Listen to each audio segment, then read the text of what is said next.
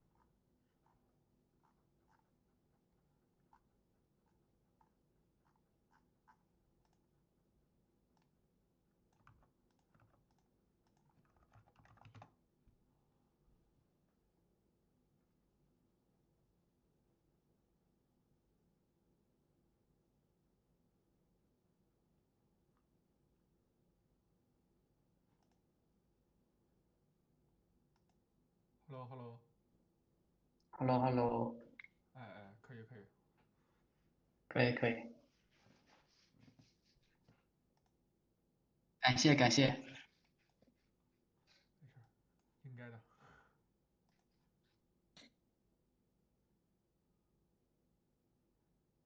你们是不是也要放假了？对啊，这边都放假了。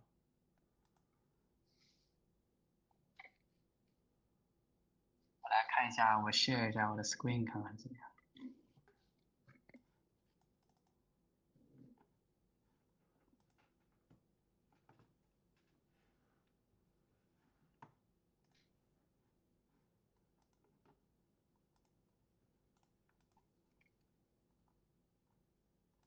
啊，我需要重启一下。好的好的好的。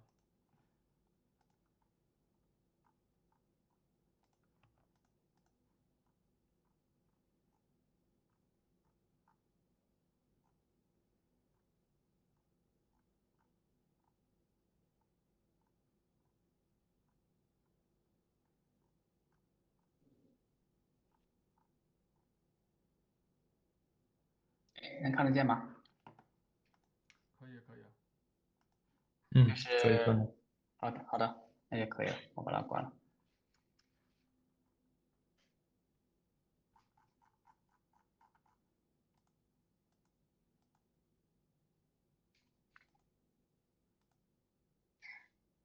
哎，你们有安排多少时间吗？就说具体时间上，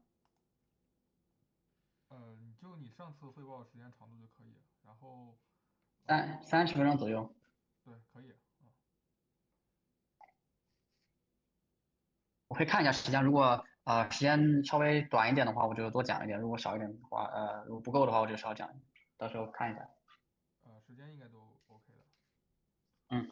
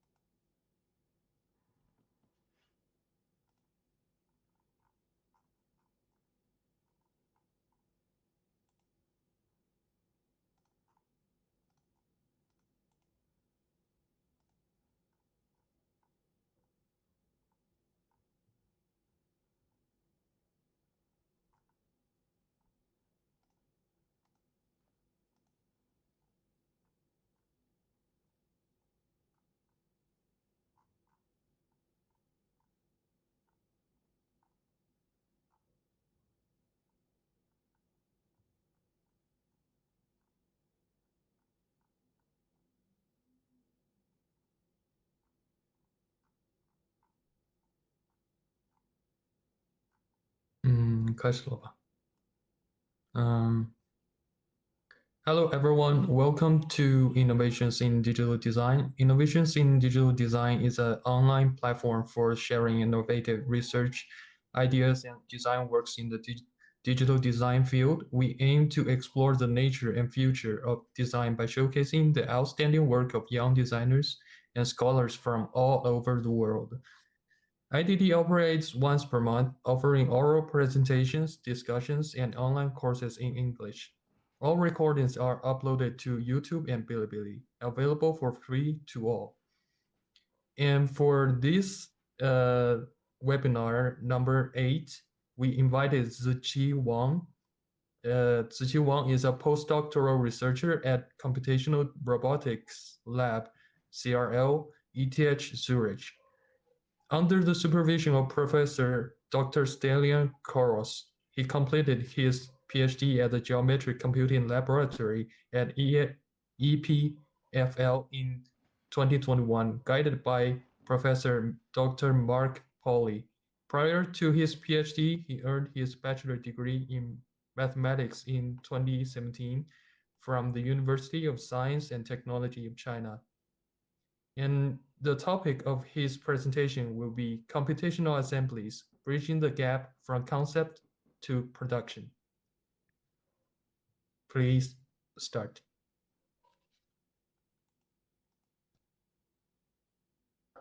Thank you very much for Yvonne's production. Can you hear me? Okay. Let's share my screen. 1 second. Play the video. Yes, it's all okay. Then I start. Okay. So my name is Ziqi, and I'm very honored to be here to share some of my work in this field of computational assemblies, and also very interesting to discuss with you guys about what in general the design, and also combine design with computation and robotics, all this kind of stuff. I want to do a short introduction to myself. I think if I already explained my background, but I can quickly mention it. So I basically get a mathematical background, which is usually in design, usually it's a kind of unusual starting point. Then I have my PhD in computer graphics at EPFL, which is a Swiss universities, but in the French-speaking part. Then I moved to the ETH in a robotics lab to doing some computational design and also robotic assemblies. The ETH Zurich is also in Switzerland, but it's actually in the German-speaking part. I want to also emphasize that I also have some background in the architecture. So my research actually was founded by the NCCR, which is actually a Swiss National Research Center for Architecture and Construction Innovation. So if you look at my background, you will see that despite I'm a computer graphics researcher, but my research actually involves multiple disciplines. Today's talk is about assemblies, but what exactly is assembly, you may ask? I believe assemblies is a collection of parts that join together to achieve a specific form and functionalities. For example, puzzles are a very typical example of assemblies. The video shows here is a 3D puzzle we designed several years ago, where its 4 parts are joined together to form a stable interlocking cube. Yet, assemblies should be extended just beyond puzzles. Assembly can be anything in our daily lives, which are applicable to everything from small toys to massive buildings. Assemblies allows for the construction of sizable and intricate structures by combining a collection of smaller and simpler components. Assembly, however, was once a labor-intensive process. The left shows a group of people visiting assembling cars on a production line 100 years ago. Thanks to the recent development in the automation, robots are now taking over assembly jobs previously performed by humans. Automation actually greatly alleviates many global challenges such as labor shortages and workplace safety. However, automating some of the assembly process in some industries continues to be very challenging. For instance, the architecture and construction sector still relies heavily on human labor. This inspires me to automate the design and fabrication process of making complex assemblies, especially buildings, through the usage of computation and robotics.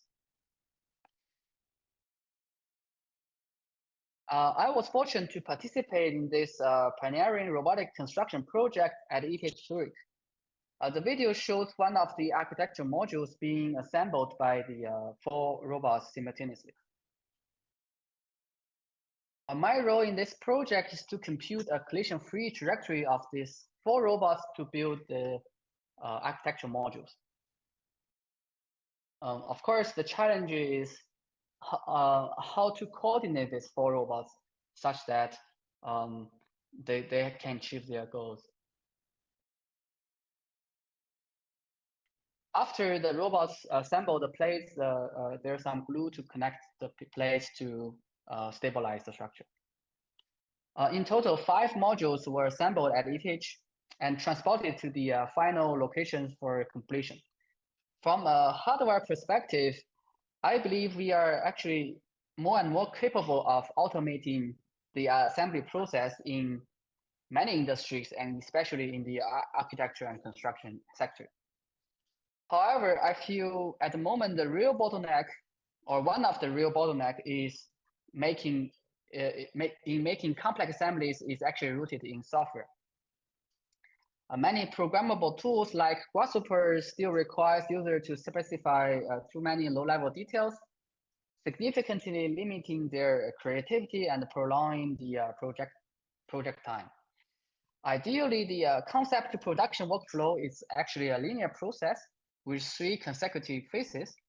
The modeling phase, which generates the assembly's geometry, the analysis phase, which evaluates the assembly's performance, and fabrication phase, which use robots or advanced machinery to make the assembly or construct the assembly. Yet in practice, numerous design revisions are often required to resolve problems imposed by the analysis and fabrication phases. This kind of revision results in a very long linear design workflow that is both challenging and time-consuming.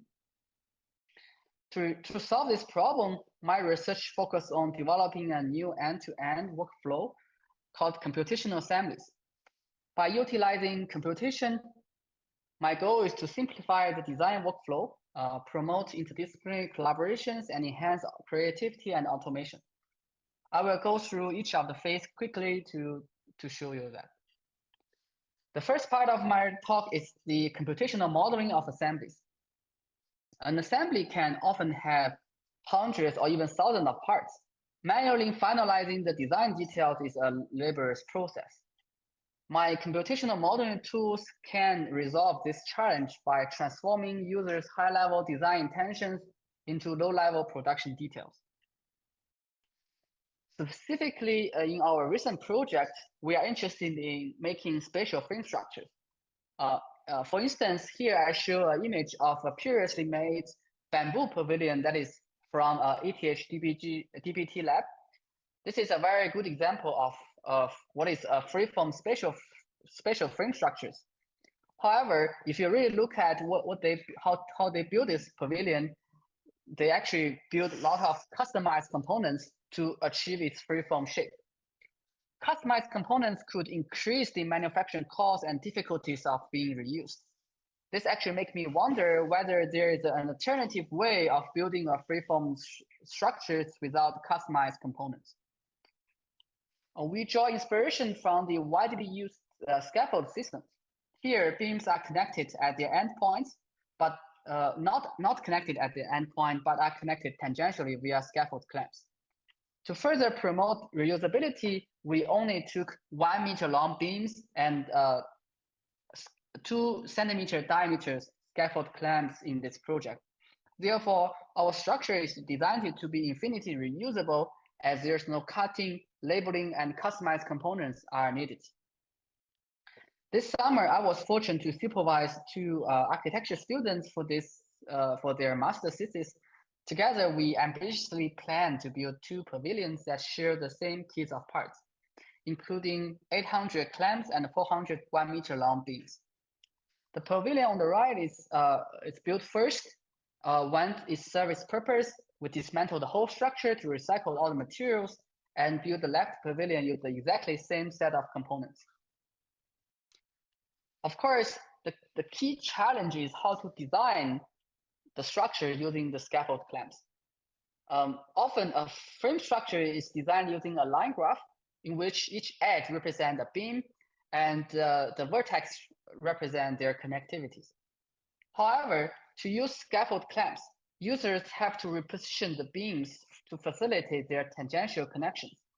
This is not a trivial task, especially when you're handling an input graph with 400 beams, like the graph I show on the left, that this structure has 400-ish beams, and use manual efforts to compute the clamps will be a very tedious and labor-intensive process.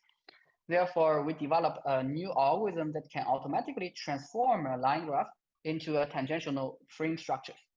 With this algorithm, my student can concentrate more on high-level aspect of their designs, like aesthetic, rather than being annoyed by the fabrication details. My algorithm considers actually 3 construction or fabrication constraints. First, beams connected by clamps must touch tangentially.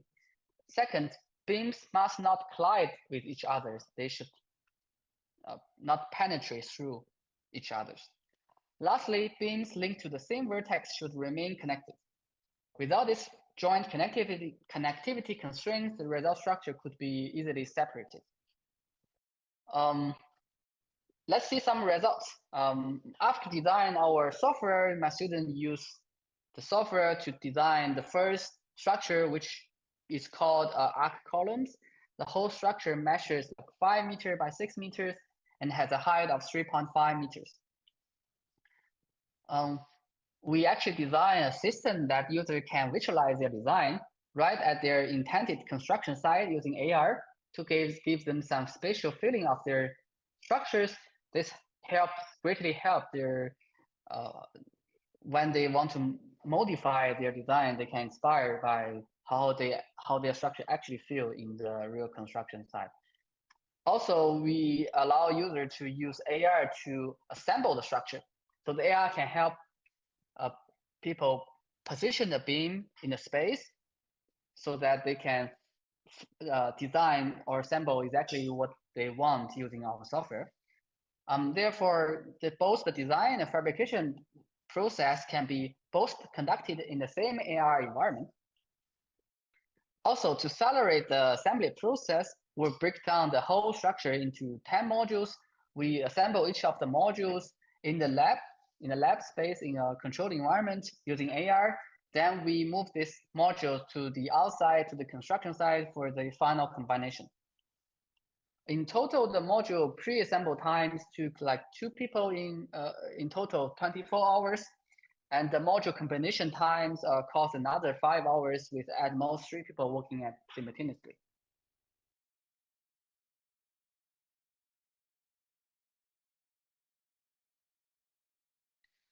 We also do a leap experiment to scan the final structure. This also give you some feeling about what the size of the structure is. And we also compare it with this digital design. Of course, there's some deviation, as you can see from the video, which is caused by the structural deformation. And also there's some errors introduced by the AR assemblies. Addressing this kind of deviation will be a very good future research topic. We also find that our structure is very good for reconfigurations. So we do also a little experiment to actually remove the center pillar of our structure.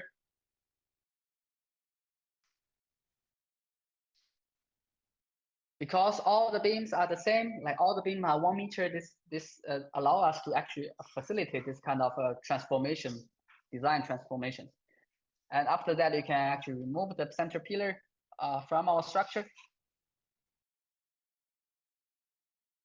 So we are thinking about this could be in some scenarios that you want to have more shadows, then maybe you can expand your structure, but sometimes you just want to have more open space, then you can disassemble some of parts of your structure to have more widely open areas.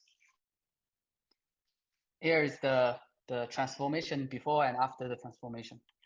Of course, we can also disassemble the arch columns and use the material to build another structure, that totally different structures, and we call it blue dome. The whole structure have a span of 6.5 meters and has a height of 2.8 meters. The whole structure has 7 modules with a pre-assemble time in 18 hours. The final assembly of the module just took another 2 hours. The 2 pavilion in total only cost around 2,000 Swiss francs and around like 15,000 RMB. And most of the components can be reused and resold after this project. I also have an idea about extending this project into bamboo structures. So if you are interested in this direction, we have the software already. So yeah, please contact me if you feel this is a good project. Okay, in the second part of my presentation, I will I will go into another direction, which is how to computationally analyze our design. The reason to study the structure behavior or analysis the assemblies is because a functional assemblies must be structurally stable. However, it's not very easy to guess the structure stability just by looking at the assembly's geometry, especially if you have 100 or 1,000 of parts. For example, do you know which of the design is structurally stable or unstable here? Easy way to showcase the stability is to do physical experiment. The physical experiment actually shows that the left one of our assembly is not stable. However, making physical prototype to test every structures we design is, of course, very time-consuming and costly. Therefore, I want to develop a computational analysis tools that can solve this problem by evaluating the structure stability just in simulation. In this part of work, I was motivated by the self-spotting masonry structures that I have many have been used for hundreds of years without using any motor or connectors. To be self-spotting, many of these structures actually predominantly adopt either a dome or arc forms. This makes me wonder whether it is possible to use computational analysis tools to create different and new stable masonry structures beyond their traditional forms. Specifically, we investigate how to use convex rigid blocks, which can simply cut from stones to assemble a 3D masonry structures that is structurally stable without using any glue or mortar. To actually start this project, we should start with simple examples. Let's consider this assembly is composed of 2D hexagonal blocks. Despite having all its boundary blocks fixed, the structure is not stable under gravity because you can simply lift any of the white blocks out of the structure. Interestingly, these unstable 2D assemblies can be transformed into a set of mutually interlocking cubes by using some computational approach.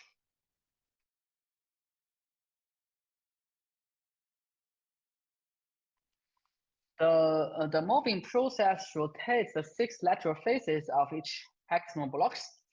The 3 red faces are rotated downwards and the 3 blue faces actually rotate upwards. By using this kind of morphing process, we can basically compute the intersection volume of these faces that can transform the original hexagonal blocks into a cube. These cubes actually creates a very stable assemblies capable of withstanding arbitrary forces up to its material limit. The stability is due to the fact that each of the blocks, like this purple one, is actually immobilized by the adjacent blocks. An assembly have this kind of properties known as globally interlocking assemblies.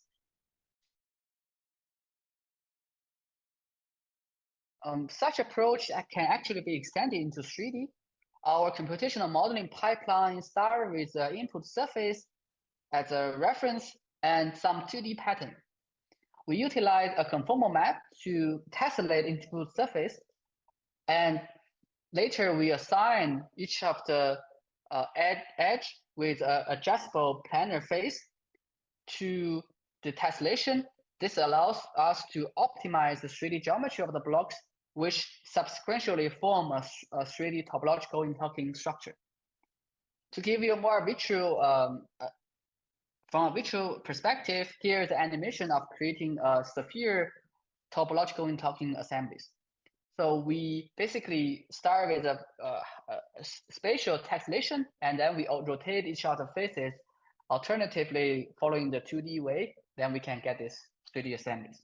Of course, an interesting question arrives here, whether this assembly, particularly this half sphere structures, actually have the same global interlocking properties as we have seen in the 2D case. Unfortunately, the answer is not always true. This dome, for example, can withstand gravity. However, if we flip the whole structure upside down, and we can simulate the collapsing motions. To verify more of this kind of things more efficiently, this motivate us to develop a new so-called kinematic-based structure stability simulator. Our simulator can actually effectively check the stability of assemblies with hundreds of parts. It also supports testing assemblies with curved contact surface. If you are interested in this, please check our papers for learning the details. Our simulator actually enable us to explore assemblies with diverse structure stabilities. This freeform mainstream structure, for example, was created by tiling a minimal surface as input using mixed 2D patterns, which is structure stable against gravity. Of course, the whole boundary, the whole blocks are glued as a one piece. This igloo model further demonstrates that it can withstand a substantial tilt up to like 30 degrees in all directions. Such type of stability is known as lateral stability, which offers structural resistance to lateral forces like wind and earthquakes. What actually make me super excited is this global interlocking assemblies that actually found using our simulator.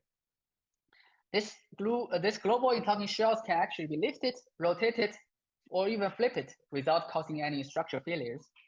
But of course, to show that we don't do any tricks, we can quickly disassemble the whole structures by breaking the integrity of the boundaries, and then everything collapses. This basically want to show that the structure is stable without using any glue or mortar. I know that in traditional Chinese furniture, interlocking is a very traditional way to connect parts. So we also apply our knowledge to design some interlocking furniture, like this interlocking bench.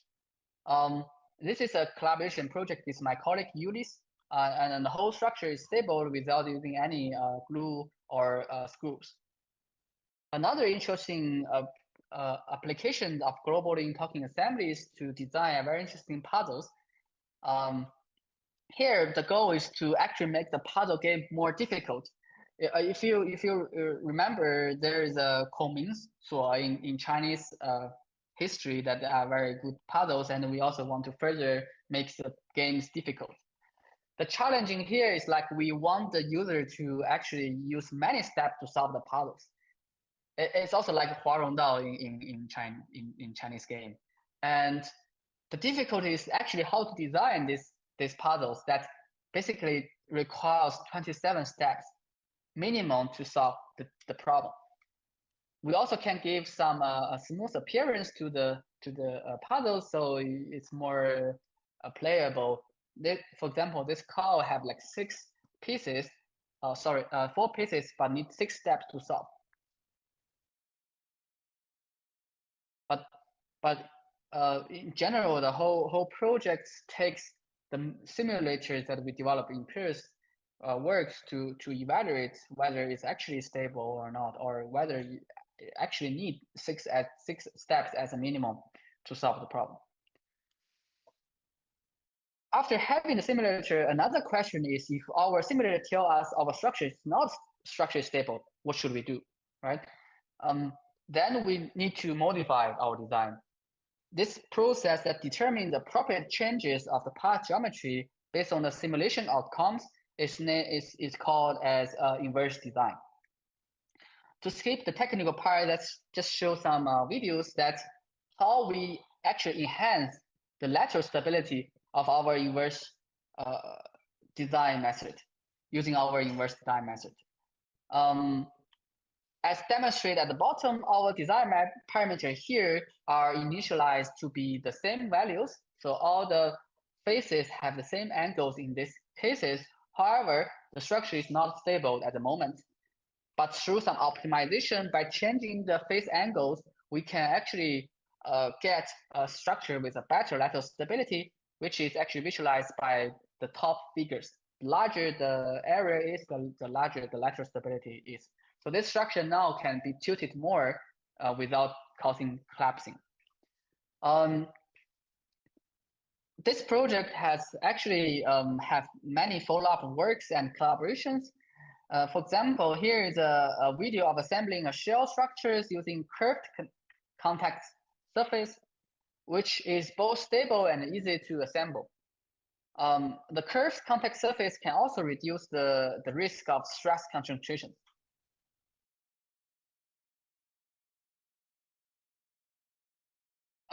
In collaboration with SQDD, we have another project to minimize the number of unique blocks using our topological interlocking assemblies. We propose an algorithm that centers around hierarchical clustering and local shape optimization. In the end, you only have like 10 or 20 unique set of blocks. This actually facilitates a reduction in the production cost because you can use molding as a technique to produce the same shape of blocks, and also simplify the assembly process as you only need to label 20 times, or you don't even need to label any of them. This makes the logistic simpler. There's another collaboration with the researchers from Nanyang Technology Universities. Basically, we actually developed from our previous tools to create this 2D to 3D morphing structures. We basically use the structure we designed, but connected the parts with string. So by pulling the string, you can basically lift the whole structure from 2D to 3D. Additionally, we also add some electronics into our structures. So once the whole structure morph from 2D to 3D closed as a sphere, it can be worked as a lamp. Okay, in the last part of my talk, I will quickly mention the fabrication perspective of my research. Basically, the idea is to how to make complex structures using either humans or robots. One of the key questions is actually how to compute their assembly sequence. Because without a good assembly plan, the sub-assemblies can have substantial deformations due to self-weight, especially use like natural material like timber, or even use steels. Because of the self-weight, they still can deform a little bit. So a good assembly sequence will be important to make the whole process easier. We actually can simulate the structural deformation using finite element methods, which basically visualize the compliance energy over the number of installed bars.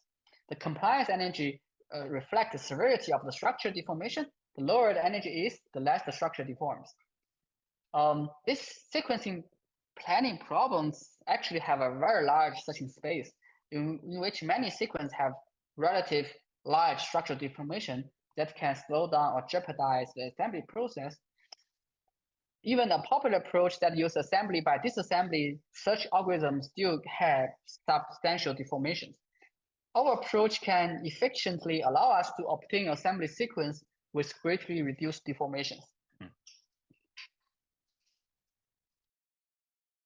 But how do we solve this sequencing problem? We basically actually propose a very fresh perspective on viewing the sequencing problem. Instead of set which part should go first, which part should go the second, we actually evaluate what kind of sub-assemblies can form a valid sequence.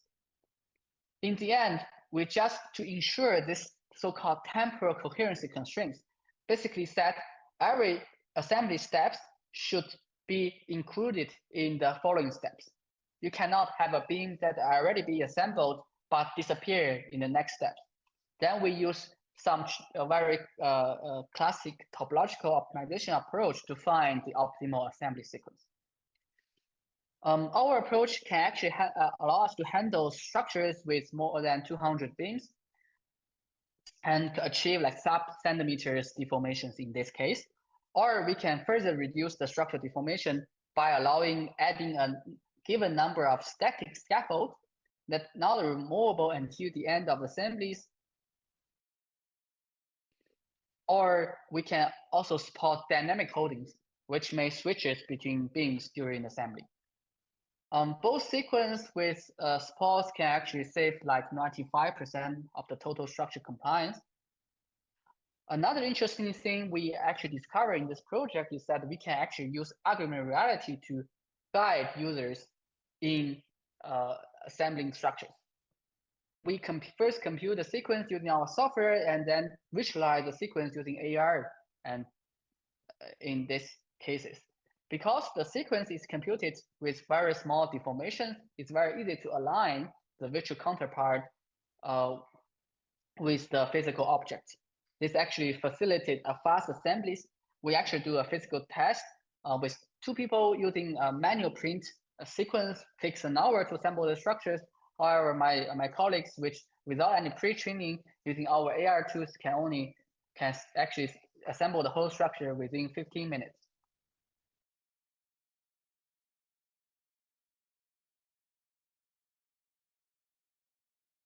We also employ some robots to assemble the frame structures using the sequence generated by our method.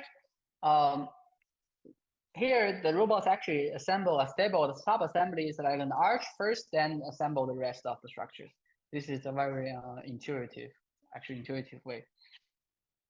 Okay, I think this is come to the end of my today's presentation. To give you a summary, my work basically covers starting from the modeling part to the analysis and to the fabrication. I think the goal of my research is always to enable everyone to fabricate their ideas through computation and robotics. And I hope that this stream will come true soon. Thank you very much. Thank you, Ziqi. It's pretty interesting and amazing sharing of your research. And also everyone in this webinar, please feel free to share your questions and post in the chat channel. And I have several questions upon your research. First, what's your opinion upon the difference between AR fabrication and robotic arm fabrication? What's the advantages and disadvantages of each? Yes, that's a very good question. Thank you. I also think about this question a lot. I think the key difference is humans are more in the current states are more flexible and more versatile than robots. So human can do like tasks that need dedicated manipulations, like screwing, narrowing, or working in a very unconstructed environment, like in the construction site. Moving in the construction site will be difficult for robots. So for all this kind of need like intelligence or flexibility kind of task, human is more capable of.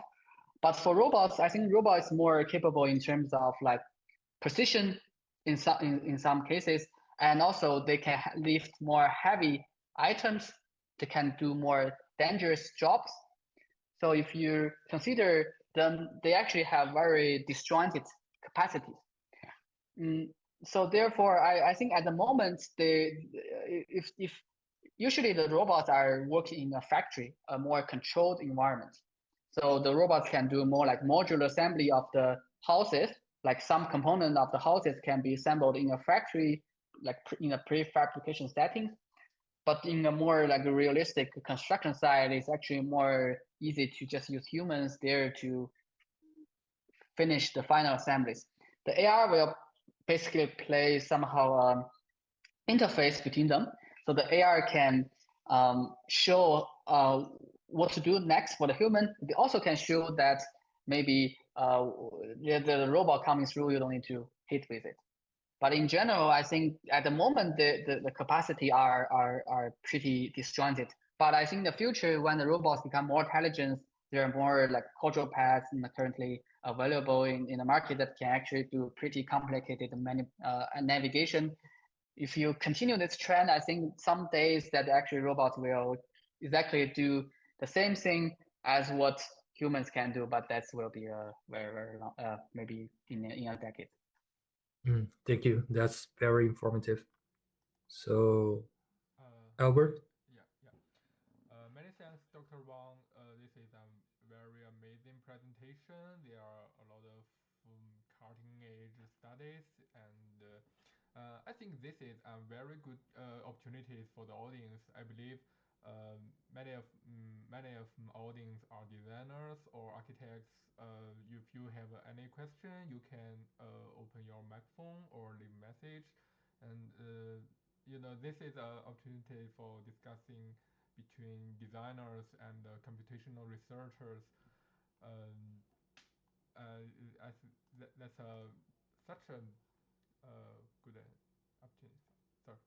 And I have one question. Is so as a researchers with a background of mathematics, why do you interested in digital design and construction and assemblies? Yes, thanks for the question. Yeah, I think it's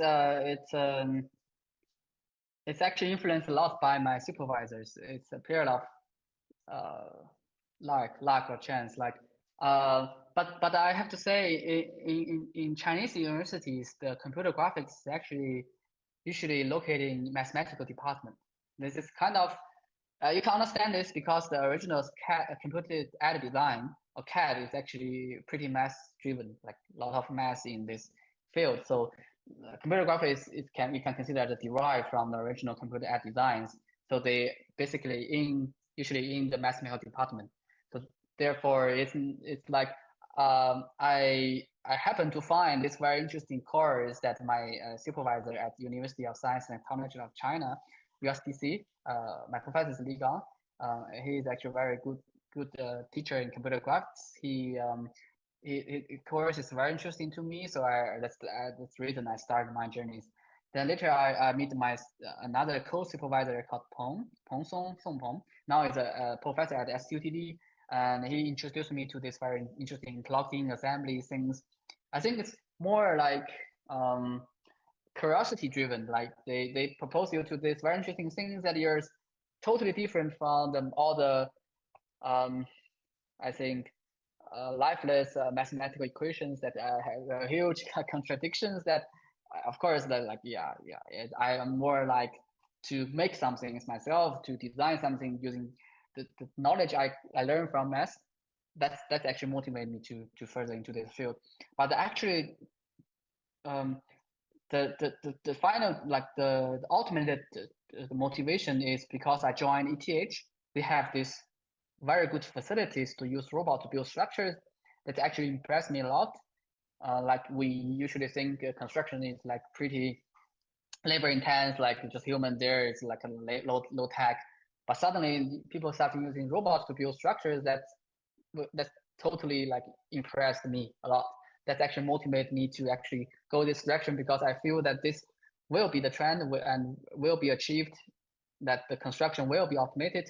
So that therefore, and another good reason to join this kind of direction is because I find usually the computational part of their research is it's still very at a very starting point.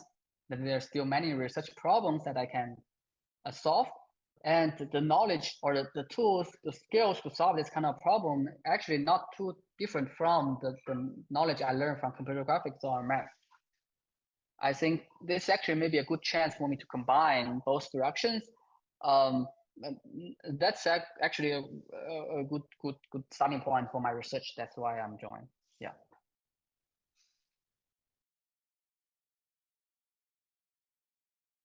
Thank you.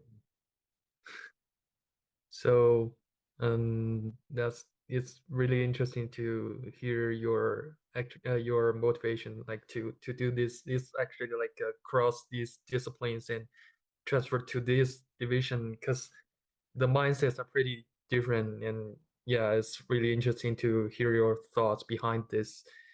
And I have one more question specifically about your interlocking structure.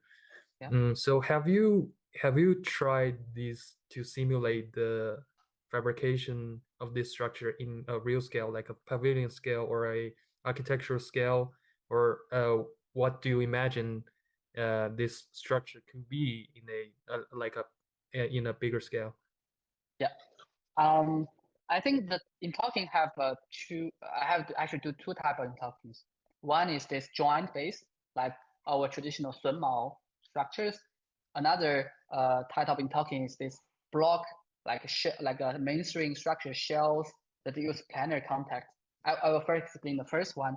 I think for the first one, the traditional joineries, I think this is what we do for thousands of years, that people build temples, build houses using interlocking joints made by wood. I don't think there's any difficulties to make it to be in the industries, and we will have a project this year. I hope to use this kind of techniques to build something in the Swiss Alps. They have this kind of project that use joineries, but this joineries are usually Western joineries, like lag joints, not our very complicated interlocking joints, but they still interlocking structures.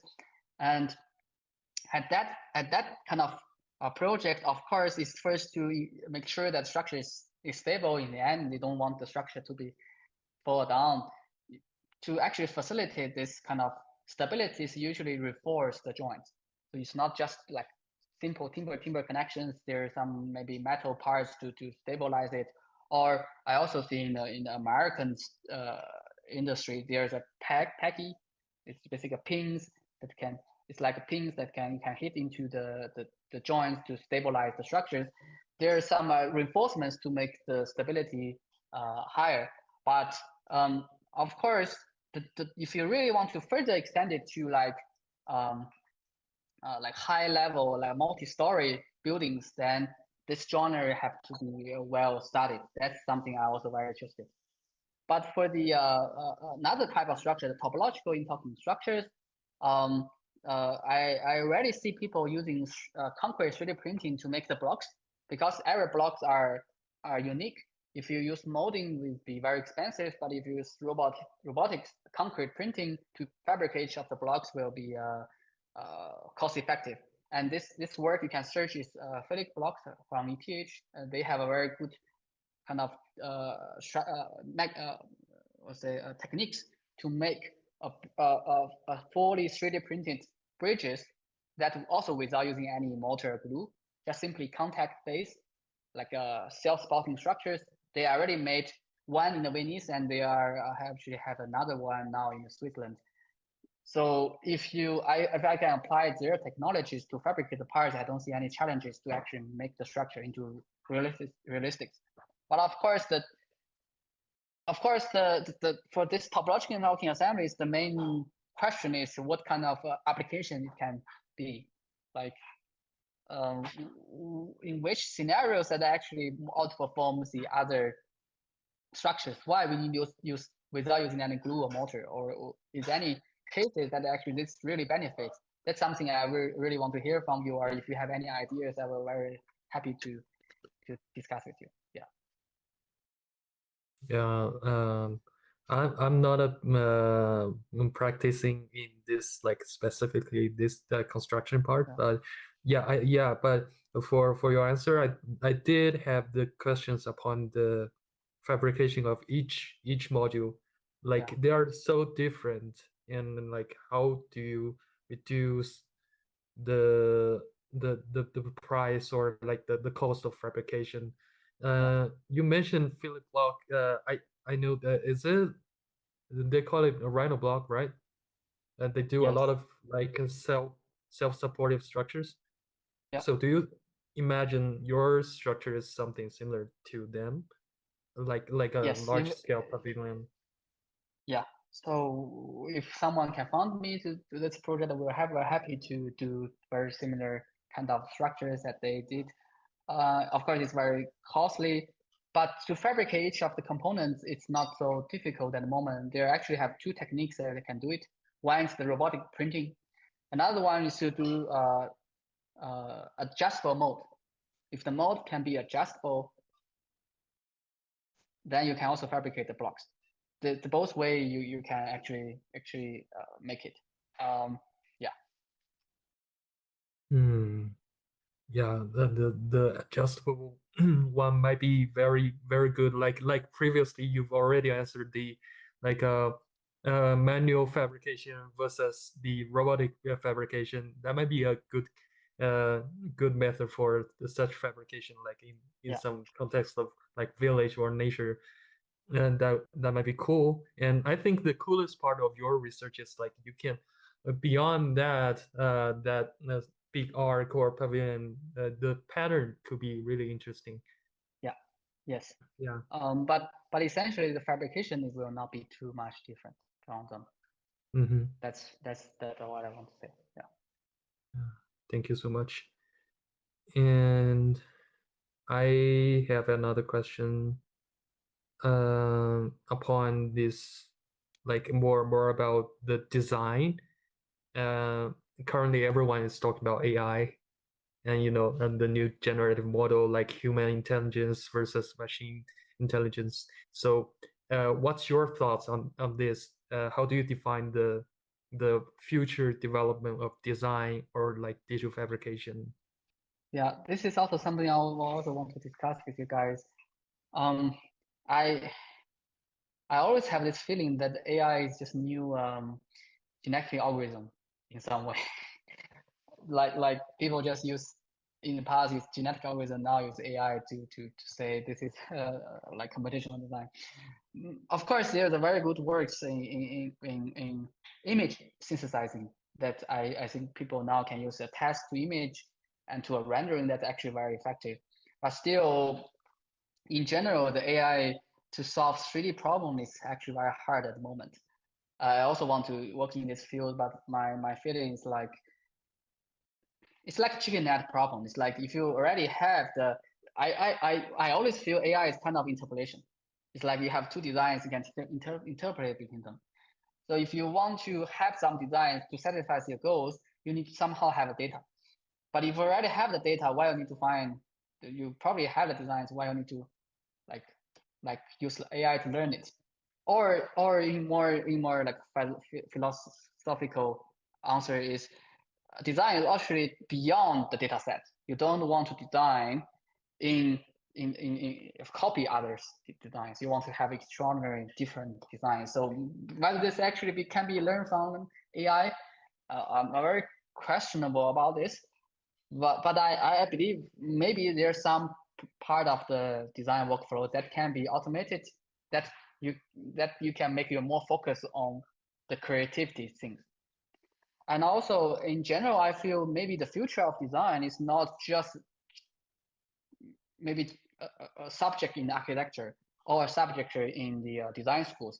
You should have actual interdisciplinary schools that the students who want to do design, not just learn design, they also learn AI, also learn CS, also learn engineering. You don't need to learn the deep because AI can maybe help you already solve all the very detailed things. Like you need to have like high level understanding about how this field actually works. Then maybe in the future, students like we will have a bachelor just in design bachelor. That's maybe something I'm thinking that maybe that could be a good future research. And also, if you imagine if AI can really actually help us design, like maybe replace some of our works, that's actually good for the community because now everyone can design. That means we will change how we manufacture, how we fabricate, how we buy goods. It's like we are not buying these consumer things like everyone have the same iPhone, but everyone can have different iPhones. And this kind of personalities, it's actually good for the survive of the design community because everyone have their own needs. It's like yeah, maybe the AI can actually help you with that. Then we also can have like more we have this kind of more demands on customizations. Then actually can bring more opportunity to designers, right? You want to design more customized thing to only a very small amount of people, then maybe that's actually good for the field. So I'm not so against using AI, but I think first AI is not ready yet, and second is if AI is ready, it's not bad for the field. Thank you. And I think that question is also the question upon like you said beyond the data set. It's somehow a question also for human intelligence. How do we design something beyond our experience, and also Yeah, your opinion on the design disciplines is pretty interesting. And it seems there is a question in the chat that Wei Wu commented on your project. The concept of a self-locking or innovative small design is thrilling. I can almost imagine each component as an autonomous robotic unit capable of performing self-assembly variations independently. Maybe the potential application of such technology would be in challenging environments like oceanic and space.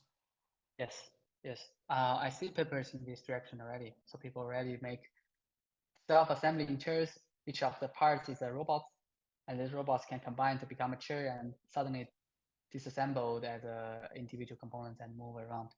Yes, this definitely will be a good research topic. I think you are good in this. I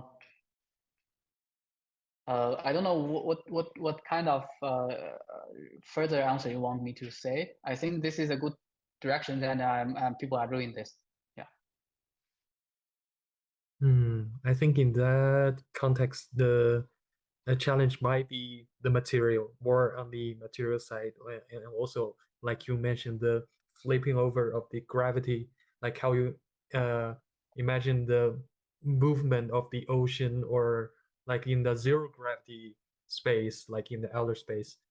Yeah. Maybe I'm just thinking about this topic. Yeah. Yeah. And another thing usage, like very good usage of this is actually in the very small scales, like in the medical part. Of course, it's definitely not for architecture, but like imagine you have a medical robot, maybe they can combine, like very small medical robots, they can combine to facilitate more complex tasks. This is also kind of self-assembly, or like more maybe like some robots can combine to clean your wine, or like yeah, wipe. Yeah, this kind of things also could be a good interesting direction. Yeah. Yeah, like very stable structure, but very complex and like interlocking. Yeah. Um, Part of your frame structure in your heart, like you can open up your wipe, this like heart you have. Yeah, this kind of thing. Yeah. Yeah, that's pretty cool. So I saw someone. Yeah, there's someone yeah. send a message Somebody and posted. record it. Yeah, that's weird.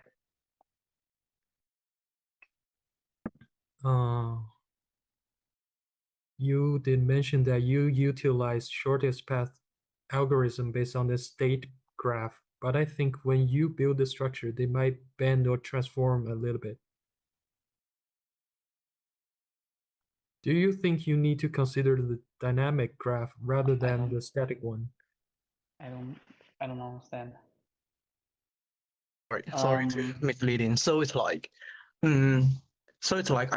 I just read your paper. It's called a temporal coherent topology optimization. Yeah. So I think you mentioned like you use the shortest path algorithm to find the minimum cost, to find a assembly a minimum cost.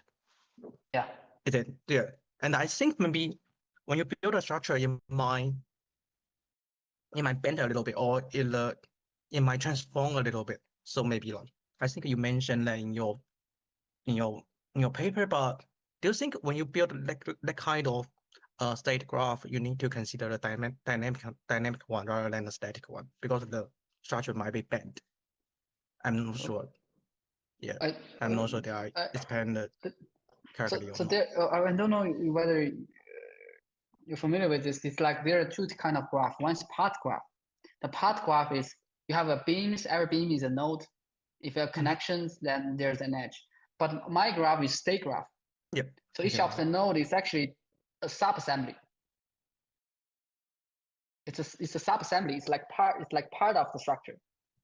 Oh, structure. Okay, I see what I mean. So you don't need to consider the stiffness or the bend of the structure.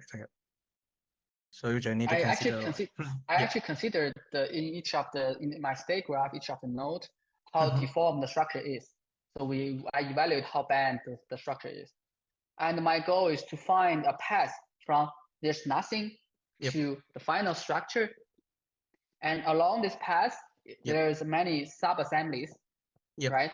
like I see many what you mean. steps. Each of the steps, there's some banding. I can call it quantify as a cost, and a sum of the cost along this path. And one I want to go is minimize this path, this cost of this path. So we minimize the deformation along the whole assembly process. I see what I mean. Yeah. It's really but interesting. yeah. We also found out that using this kind of search, Yes. it could be problematic because the graph can be super large when you have many parts. This is a very large graph. So we in the end using optimization to solve the problem instead of using a graph search. So graph search is our baseline. Oh, okay, I see. Really interesting. Yeah, because my project is more connected to network science, so that's the reason why I'm interested in your topic. Thank you so much for sharing. I also curious about what is dynamic graph and static graph. So it's like dynamic graph is like when you try to maybe the value or the or you will add like other point or other node when you're trying to do the simulation or trying to do the search. Yeah, so it's like So dynamic the graph one. can grow during the That's right. And also the value in the graph, it will propagate like into other value. So I think maybe like yeah. So it's like the pandemic simulation. I think they use all of they use all of it. Yeah. I think this could be a good for if you want to design a structure that can be both easily built and also stable in the end. You don't know how the structure is, then you probably can use your approach. Because in my case, the structure is it's already known. I know how to build it. Like I know where the part is. But if you don't know where the part is, like you want to just design a structure that can be easily built, then maybe there's a dynamic graph because you have to explore, grow the graph because you don't know how many parts there in the structure, right? I see what you mean. Yeah, that could be a good thing to use. Same thing you said. Yeah. Thank you so much. Quite clear.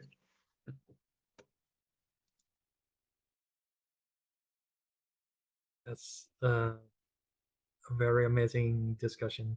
Very professional. And does anyone have any questions upon the research in the presentation?